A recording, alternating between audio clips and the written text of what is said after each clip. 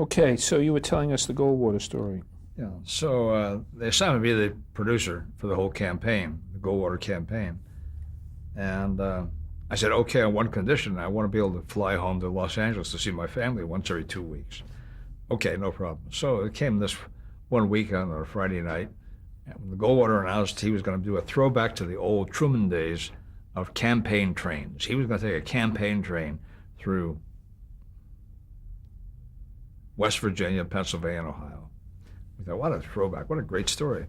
So, but I knew that we had to end up in Cincinnati, where we would feed the story into the program.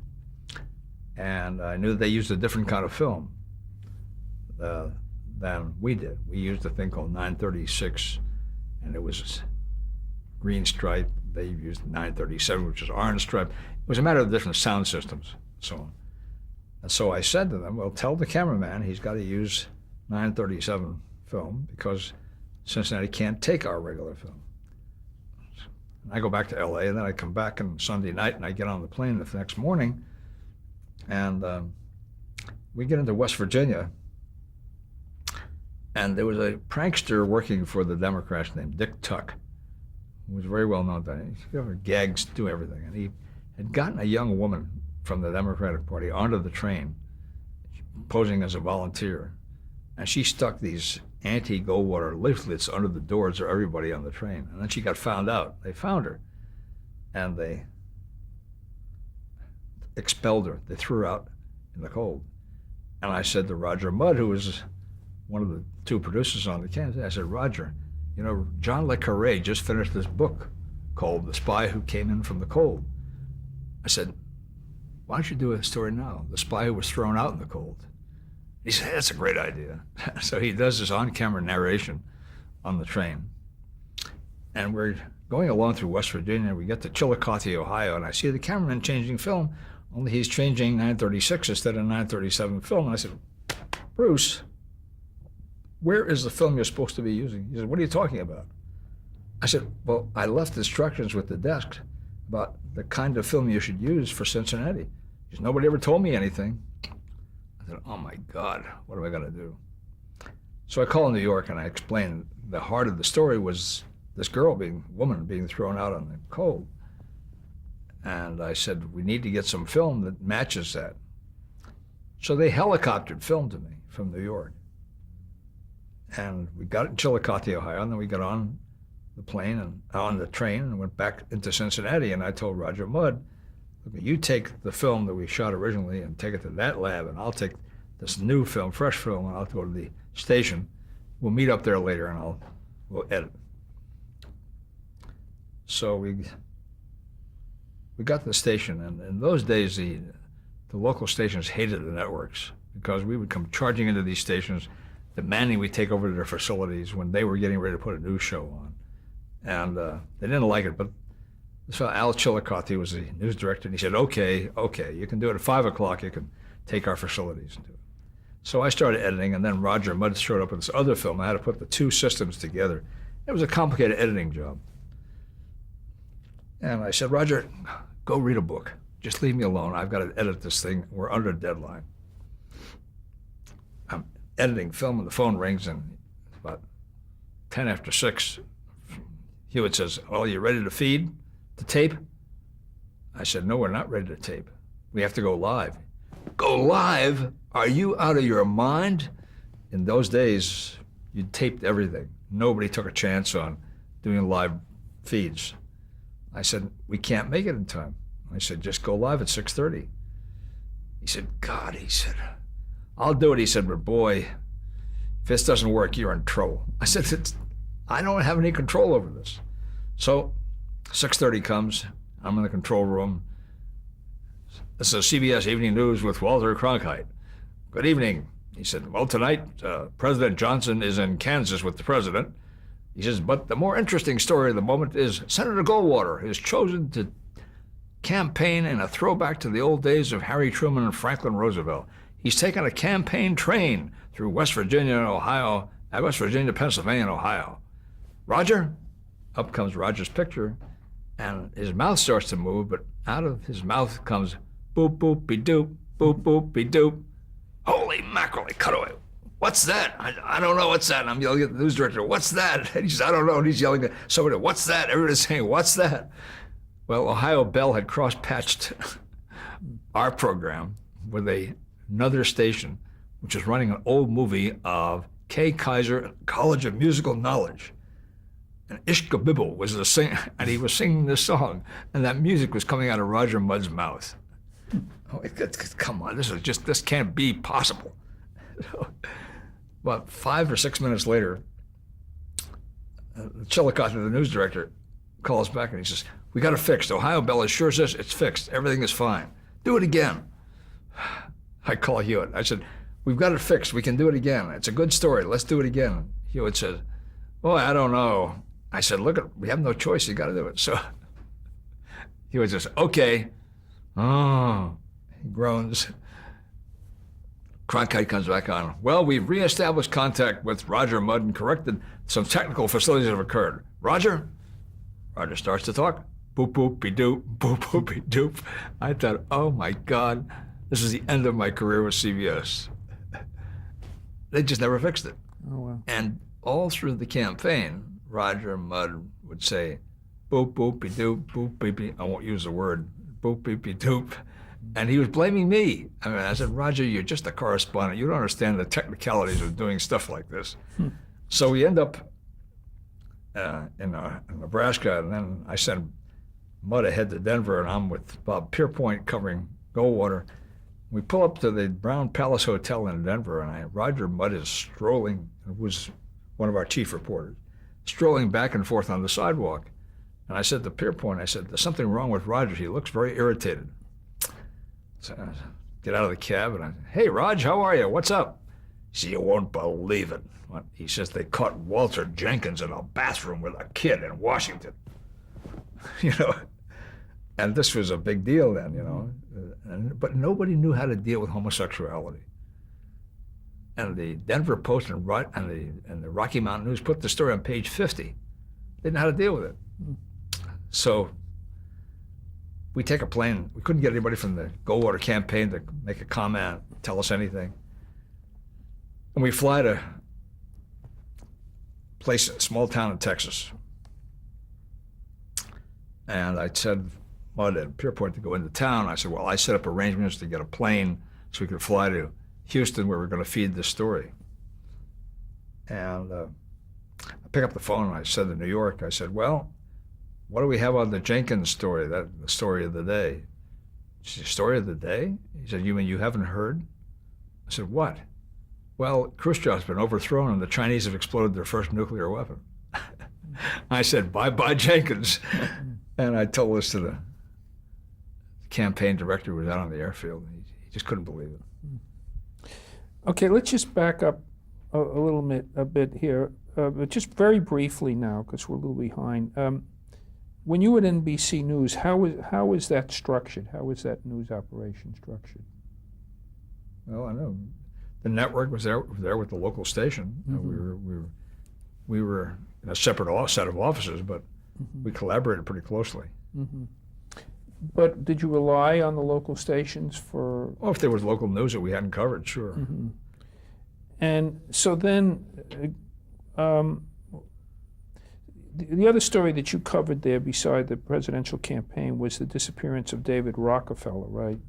And the Apollo space program. Well, covered would not, that would be generous with the fact. I mean, I didn't cover him. We were expected to cover him. Mm-hmm. And I didn't have a valid passport at that time, so they found somebody who could do that. Mm-hmm. And then they decided they couldn't find Rockefeller, so they never did cover the story. And what about the Apollo space program? Were you involved with that? I covered that. I called Apollo 10, Apollo 12, mm-hmm. not 11 itself. Mm-hmm. And you went down there to cover it?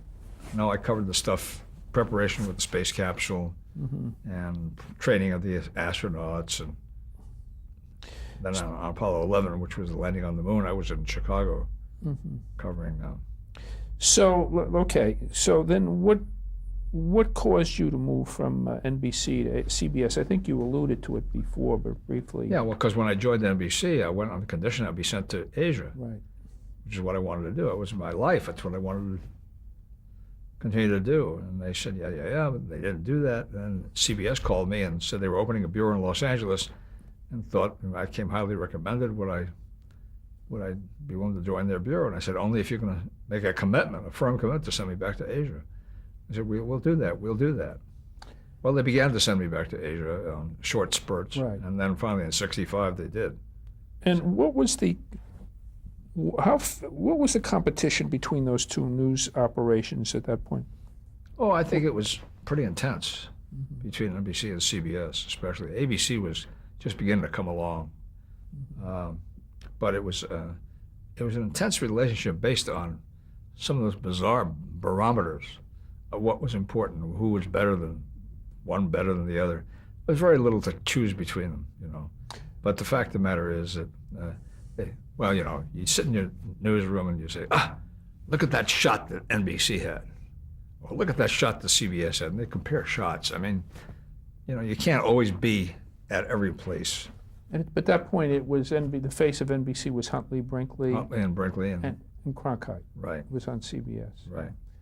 And there'd been Douglas Edwards before Cronkite. Right. Cronkite came when? Do you remember? Not exactly, but he was there then. By the time you got there, he was there. Or just about. Just about. Yeah. Just about. Right. And didn't CBS News have the philosophy that until CBS News did it, it wasn't covered? That's right. Yeah, that was our attitude. We had a very superior, but we had some tremendous correspondents. I mean, Cronkite not being the most important of them. I mean, Charles Collingwood, people like that. Severide was still doing commentary. And then, just about the time you got there, you got right in the middle. I mean, you were there right in the middle of the Nixon-Pat Brown race, right? Oh, yes.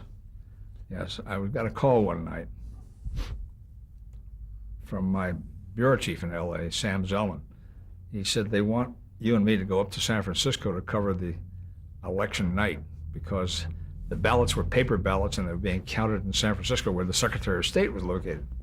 So Sam and I went up to San Francisco and we took an office above the Compton cafeteria. We were off of 5th and Mission. And we waited and the polls closed. And the polls weren't closed more than an hour and a half. And this guy we had hired to be the projectionist, predict what was going to happen. Mm-hmm. He came up to us and he said, it's all over. Nixon's lost. Brown's won.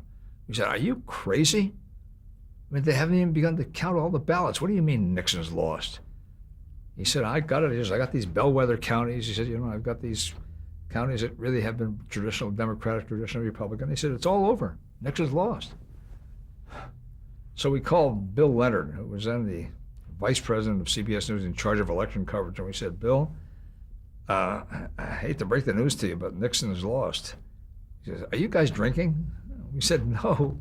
This is what our campaign forecaster has said. And he's got all these barometers, all these matters, ways of dealing with projection, and he's well thought of, and we're paying him a lot of money. And he says Brown has been run re-election, and Nixon has lost. He said, you're telling me I'm supposed to declare Brown the winner now at 8 o'clock, 1 hour after the polls closed? I said, yeah. He said, well, this is just absurd. He said, but if that's what you're saying, we'll do it. It was like, you know, I couldn't project what was going to happen in '64, you know, with Hewitt. Mm-hmm. But I was always on the edge of running into a problem like this. And said, yeah. So we declare Nixon has lost. And across the country, there was this shockwave. You know, people couldn't believe this. It's possible. My old boss from the AP, Bob Unson, who is now the bureau chief in San Francisco, he was ready to kill me. And people from all over were protesting. How could they know this? It's inaccurate. It wouldn't happen. The polls closed in California? Polls closed at 7 o'clock. Here we were an hour and a half later, we were declaring Brown the winner. Well, it was just incredible. And the next morning, that night, Sam Zellman, the bureau chief, says to me, you better get on the first plane in the morning. Nixon's having a press conference in the morning. So I get on a plane, a 7 a.m. plane. I get down there at 8 o'clock. I jump on a cab and I go to the Beverly Hilton Hotel. There's the press conference set up. And finally Nixon comes out and he says, well, you don't have Nixon to kick around anymore. Little did we know how wrong he was and how wrong we were. How was that press conference covered? I mean, Oh, it was full house. no, but I mean, was it live? Geez, I don't remember, but I think it was. Yeah. So, were you involved? Involved with the Cuban Missile Crisis coverage? Well, as a matter of fact, some of it, yes, because when the landings took place, and actually, from the beginning, there were these threats. I mean, we really thought we were faced with a nuclear war. I mean, it looked like it was a showdown with the Russians, for sure. And so our network news programs were transmitted live at 3 o'clock in the afternoon. I mean, at 6 o'clock in the evening their time, but 3 o'clock in the afternoon ours. So what we had on tape was an old broadcast, in a sense, with old news. And because the news about the Cuban problem was changing every hour on the hour, I was in the bureau doing updates, changing the broadcasts. And I really thought that we were on the verge of war. And of course, we finally had that situation in which Khrushchev turned the ships around and submitted to Kennedy's threat, that it kind of caused this crisis to go away. When you say you were in charge of it? I wasn't in charge. I took the program, and I would cut into the network news and say, we have a late bulletin. So you were on air? Yeah, oh yeah. Yeah, it was really scary.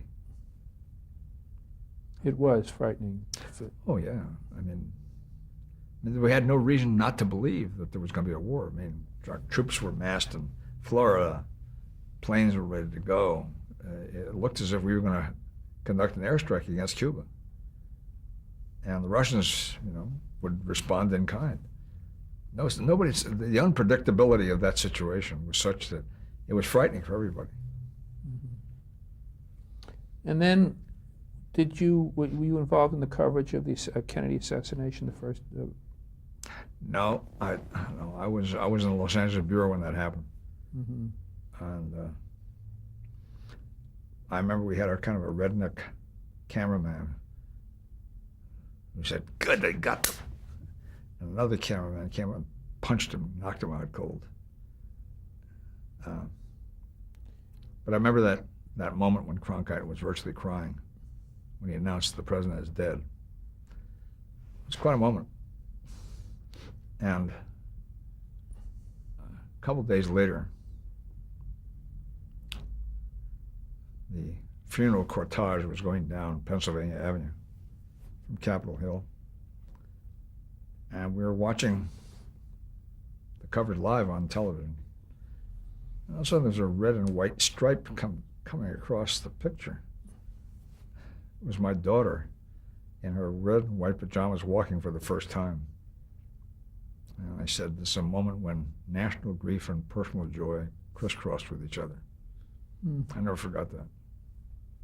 That was in front of the televisions. Yeah.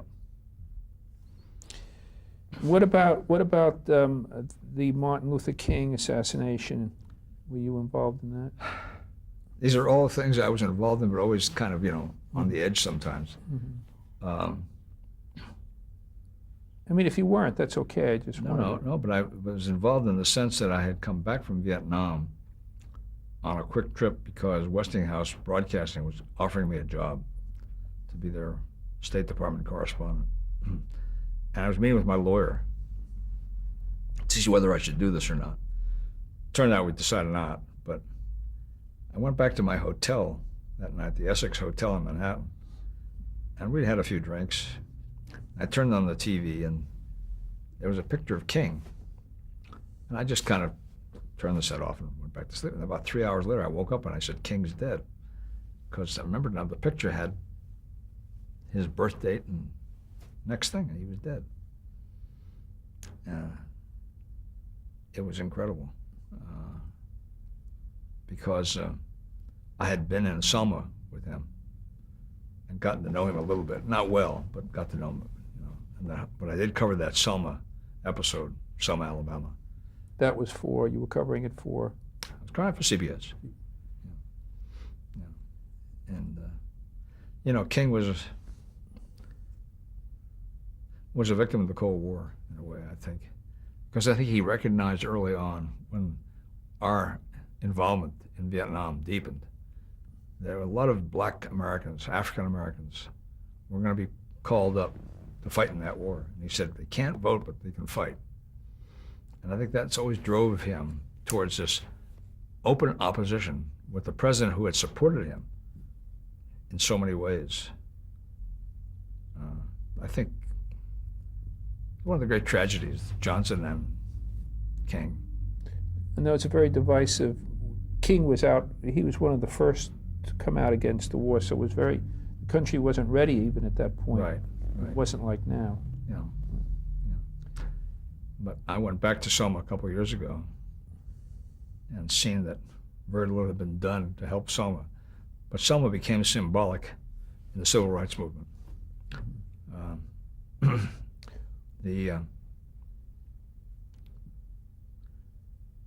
I think about that as probably one of the most compelling chapters in American history. It changed the face of the electorate in the sense that blacks, for the first time, really had the right to vote, given the right to vote. Whether a lot of them didn't vote later is another matter, but they were given the right to vote. But strangely, it didn't affect Selma itself, the town where all this happened. It affected Birmingham, it affected Dallas, it affected New Orleans, it affected Newark and New Jersey and Cleveland and Chicago and Los Angeles, all got black mayors. But in Selma itself, which was part in the heart of the Black Belt, agricultural Alabama, where job opportunity just never changed. It was a story we covered intensely while the event was underway. I mean, I was there on the bridge the day of the first violence, the chapter. I was on the Pettus Bridge, Edmund Pettus Bridge. And we covered intensely for the next 6 weeks, 2 months. But once it was over, it was over.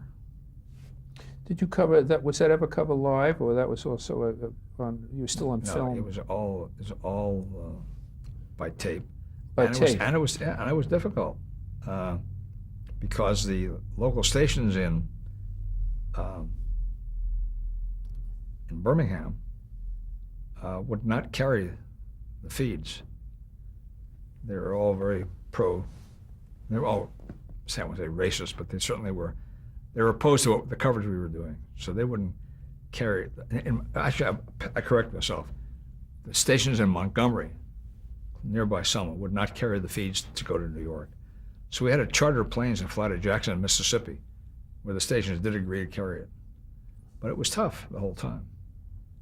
And a lot of passions, a lot of hatred.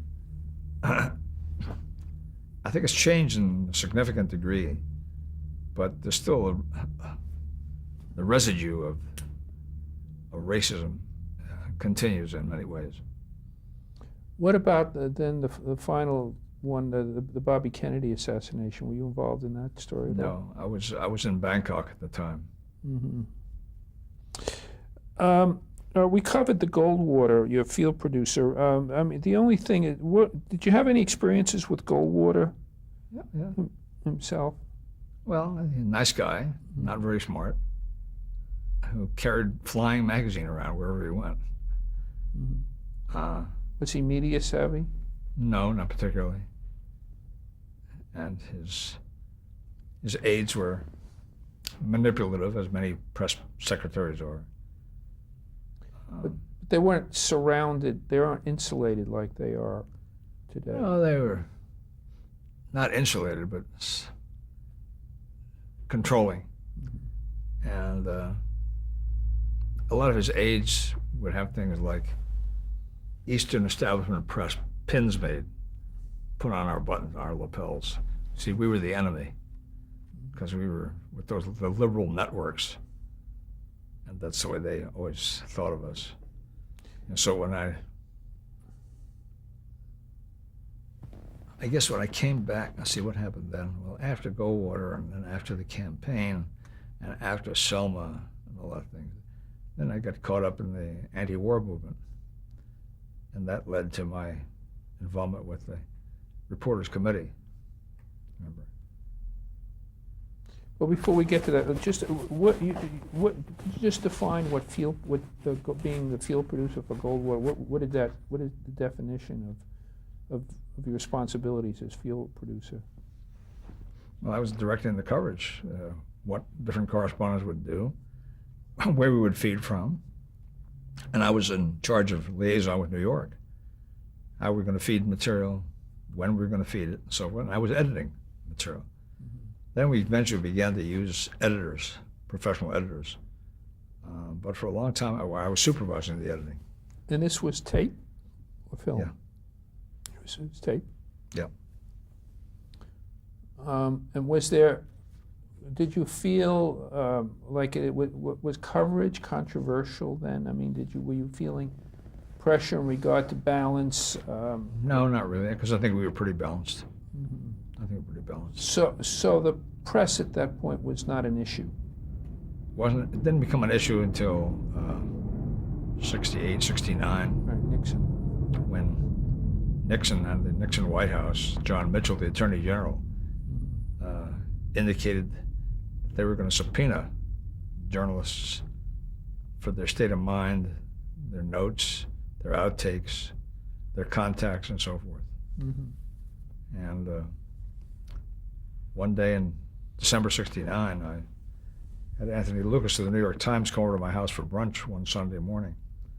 And I said to him, Tony, if they subpoena me, I'm going to refuse a subpoena. I'll go to jail first. I will not testify.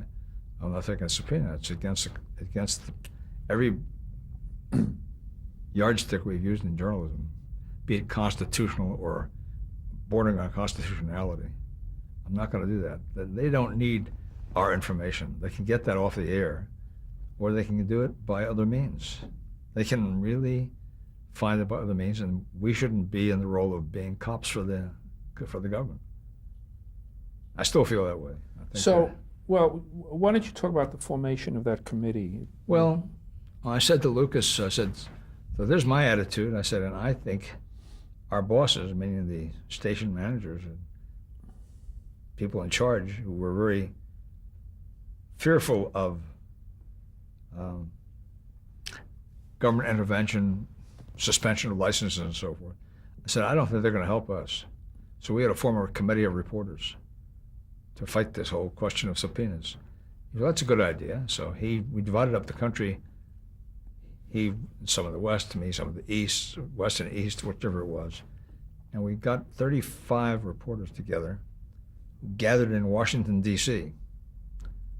And a law professor at Georgetown University named Samuel Dash, who nobody had heard of at that time until much later when he became chief prosecutor in the Watergate investigations. He arranged for us to have a venue at Georgetown University. And the 35 of us, or 33 of us, I think it was, who gathered. That meeting is where we formed the committee itself, and just recently had this 37th anniversary. And we have seen to it that no journalist threatened with a subpoena in this country ever has to pay for legal costs. We would provide the legal costs, the pro bono contributions of lawyers who are interested in First Amendment rights. Does that still exist today? I mean, still exists today. So the whole New York Times thing, you guys, your committee paid for those legal fees? Well, in any cases, the really big organizations like the New York Times, they didn't need us. Mm-hmm. They had their own financial wherewithal to take care of it. But you'd be surprised how many newspapers have to deal with the courts and turn to the Reporters Committee. And you have to deal with a lot of these newspapers who don't want to even deal with it. They just want to accept the subpoena. So we have to really kick them. Where does the funding come from? Foundations, individual news organizations. We're well funded now. I'm very proud of this organization. It's supported every reporter that's ever had trouble. Mm-hmm. Okay, we just ran